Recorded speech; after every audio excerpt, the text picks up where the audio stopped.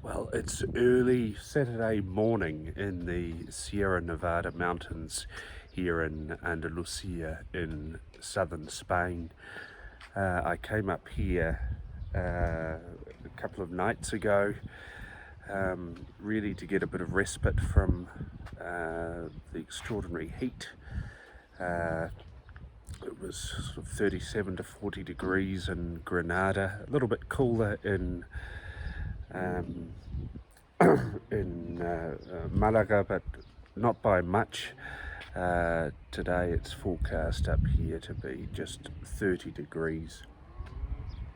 I'm at 1500 meters, and for the first time in about 6-7 weeks I've seen some clouds, and it is even forecast to rain. I've had no rain for about a couple of months in France and Spain, so it's quite a novelty. So this morning I thought I might extend myself a wee bit, because if you are the world's greatest adventurer, you're only as good as your next adventure, not your previous one. So today I thought I might have a crack at climbing a mountain. I'm currently at 1500 meters, but the highest mountain in Peninsular Spain, and in fact the highest mountain outside the Alps in Western Europe, is up there somewhere, and it's at about 3,500 meters, just a shade below Mount Cook. I don't like climbing mountains, I don't like even going up a hill, but I'm here and it will be cool and refreshing at the summit, and I've got the gear, so I thought I might torture myself one more time. And as you can see, I'm actually climbing. I'm up to 2,400 meters, so I've climbed about 900 meters in the last few hours. Feeling all right, actually. I've got another 1,100 to go. I'm not yet at the point where mountain sickness sets in, but I do need to think about how I'm going to cope for the next 7 hours as I get quite a bit higher. So far it hasn't been too bad. It's got a lot cooler, but I'm about to pack in some warmer clothing and some sunscreen. Even though it's cooler, thinner atmosphere means that I burn much more quickly, and few people want to see a burnt Hamish on the mountain.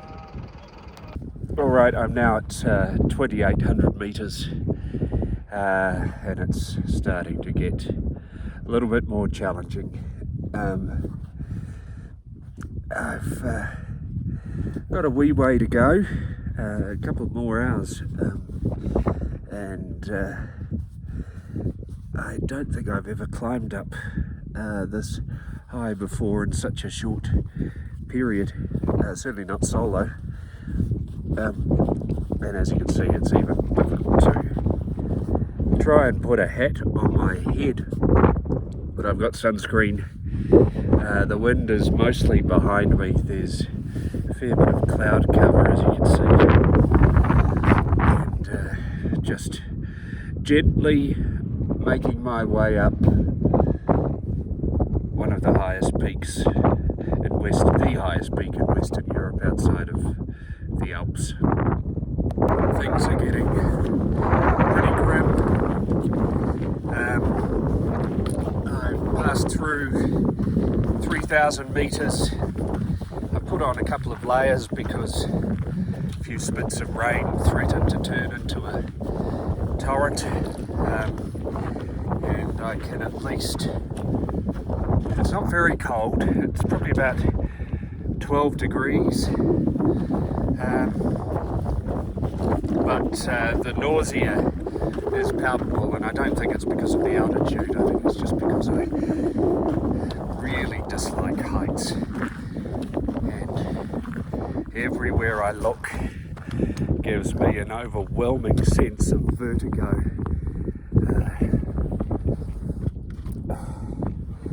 it's probably irrational to do this just to escape the heat of Lower Andalusia. But when you're the global champion of adventuring, you don't always do rational things. Okay, status report. I've just been sitting on a rock. Lots of rocks around me. I did hear from one of the people down in the tourist office yesterday that there's a lot of native fauna up here. There are 5 different microclimates on the way up to the summit of Mulhacen, and one of the animals at some point in the microclimate is the cobra. I'm not sure what I dislike more or most, cobras or snakes of any kind, or climbing mountains, but at 3,100 meters it's nice to find a perch, and it's, as long as you're not too close to the edge, it's not a bad view. It might be nicer on a clear day, but you can't have everything. Lots of people making their way down the track now. They're probably taking the Coca-Cola route, I'd say. They took the bus up to 2,500 metres and walked up the last 1,000 metres. Some of us are a little bit more idiotic and decided to attempt a 2-day trek in 1 day. But I've got a couple more hours to get to the summit, and so far I think I'm on track. I took an antihistamine earlier because I read somewhere that they are useful not just for stopping you dropping dead after getting stung by a bee, but they are also very good for preventing nausea at altitude. So far feeling a bit more sprightly. The air's certainly thinner, but the wind is blowing behind me still, which is not too bad. So status report, I'm now at 3,400 metres, and the views are, well, if you want to look down, if you're tempted to look down, then they're quite spectacular. Real Instagram moments. According to my map, I'm only 70 metres vertically to the summit of Mt Mulhacen, but I'm a bit suspicious on account of me, A, not being able to read a map, and B, this peak. Can you see that behind me? Oh, there's a peak there. That looks higher than where I am now, although there's still a bit to climb here. I just hope I'm on the right mountain, because it would be very embarrassing if after all this I've taken the wrong path. And just like that, I have arrived at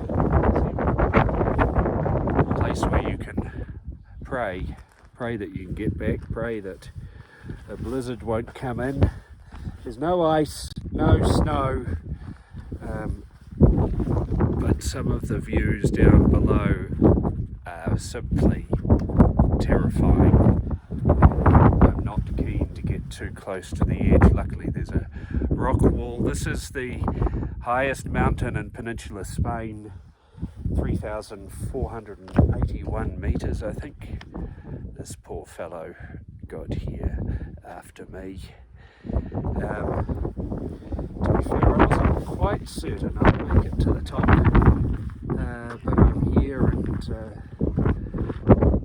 I think I'll rest here for a while and not look down, because it gives me the heebies. I'm looking across at other peaks. I can't see that any are actually above me, so maybe the cartographers have got it right. On a clear day you can see across to Alaska, or if not Alaska, maybe to Africa.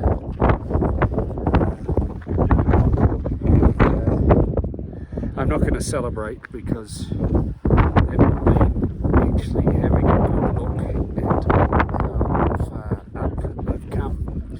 A couple of thousand metres climbing today from Capulera, and I'm just going to enjoy the gentle sunshine. It's not too cold, look, even these people, they're having a celebratory embrace. That's what you do when you've got friends who travel with you.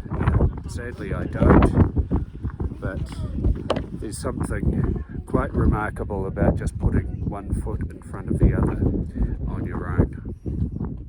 The Sierra Nevada means the snowy mountain chain. There's not much sign of it here in end of July, still July. Formed up to 50 million years ago with the collision of the Eurasian and African tectonic plates. So they've been around quite a while, but one of the irrational thoughts I have at 3,500 metres is that maybe it is on this day that this mountain decides to get a whole lot smaller while I'm standing on top of it. So to eliminate that risk, I'm going to call my time short here on the mountain and make my way down the hill. I think I'm properly refreshed after the cooler air, and I'm ready to be, I might even have a celebratory beer when I get back down to Capulera. See how I feel,